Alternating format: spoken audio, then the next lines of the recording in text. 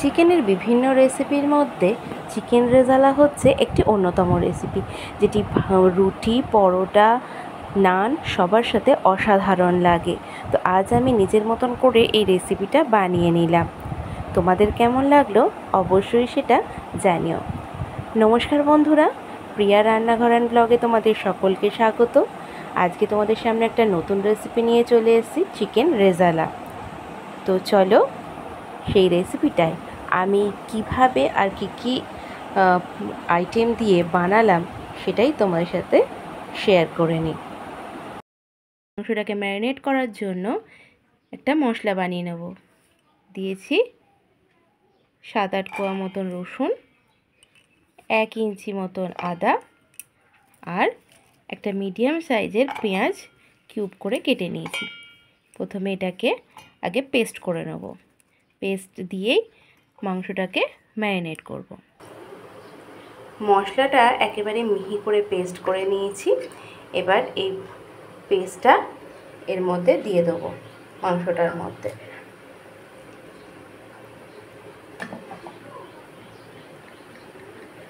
তারপরেতে দেব খানিকটা ফ্যাটানো টক দই।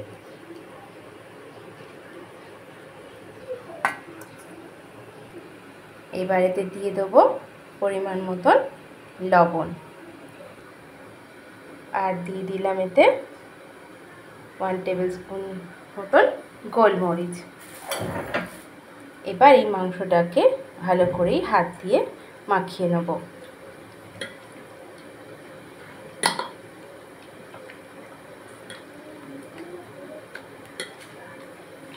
দিয়ে মাখিয়ে মাংসটাকে কমসে কম 2-3 ঘন্টার মতন ম্যারিনেট করার জন্য রেখে দেবো। কড়াই তেল দিয়ে গরম করা হয়ে গেছে। এবার এর মধ্যে 2টো লঙ্কা আর একটু গরম মশলা দিয়ে দিলাম, গোটা গরম মশলা। আমি সমস্ত আদা রসুনের পেস্টটাই ম্যারিনেট করার সময় মাংসটার মধ্যে দিয়ে দিয়েছিলাম, তাই আলাদা করে আর কোনো আদা রসুনের পেস্ট আমি দেব না। আমি এর মধ্যেই ম্যারিনেট করা মাংসটা দিয়ে দেবো।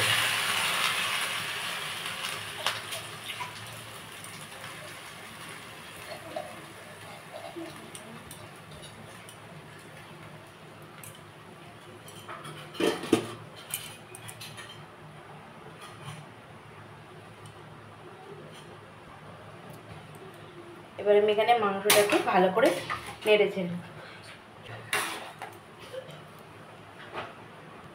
এবার এটা ভালো করে নাড়াচাড়া করে নিয়ে এবার এটা 7-8 মিনিটের জন্য ঢাকা দিয়ে দেবো লো ফ্লেমে করে।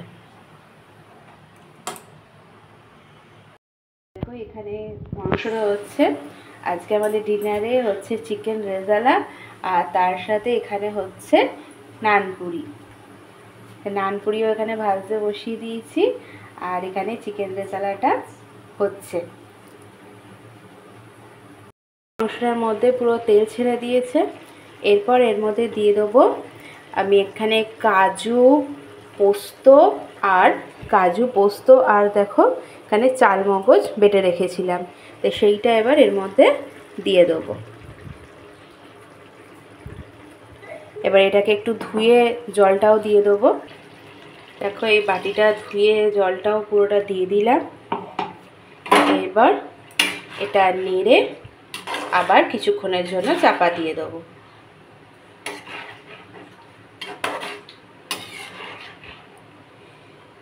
ভিডিওটা যদি ভালো লাগে থাকে তাহলে অবশ্যই লাইক, শেয়ার, কমেন্ট করে দিও, আর পাশে থাকা বেল আইকনটি প্রেস করে চ্যানেলটিকে সাবস্ক্রাইব করে পাশে থেকো।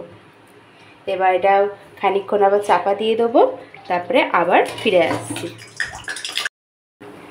আমাদের চিকেন রেজালা পুরো রেডি।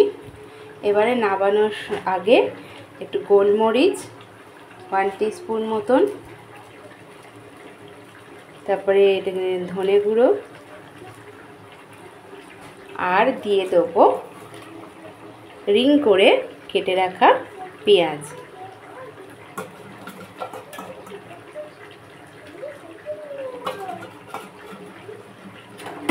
দিয়ে এবার এটাকে ভালো করে নেড়ে ছেড়ে নেব। ব্যাস, আমাদের চিকেন রেজালা রেডি।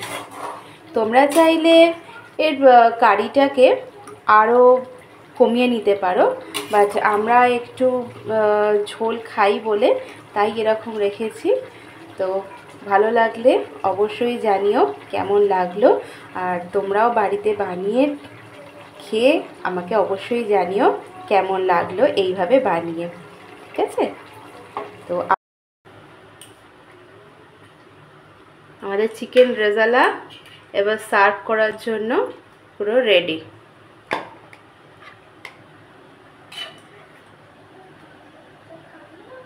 এবার এটাকে সার্ভ করে নেব, দিয়ে আমরা নানের সাথে খাবো।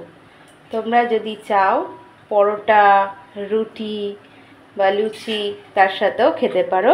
এটা ভীষণই সুন্দর একটা রেসিপি, সবার সাথে খুবই ভালো লাগে খেতে।